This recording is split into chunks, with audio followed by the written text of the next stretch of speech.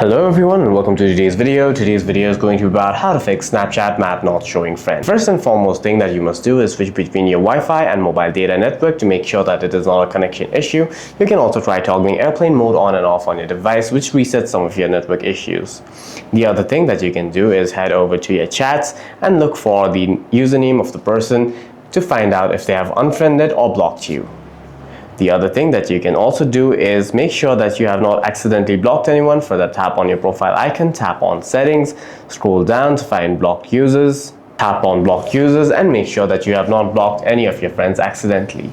If the problem is still not resolved, head over to settings on your device from the quick access toolbar, scroll down to find apps, and one more time to find Snapchat, tap on storage, and then make sure to clear data and clear cache of Snapchat. This most probably should solve your problem. If the problem is still not resolved, try uninstalling Snapchat and reinstalling from the Play Store with the latest updates. For any further questions, please feel free to leave a comment down below.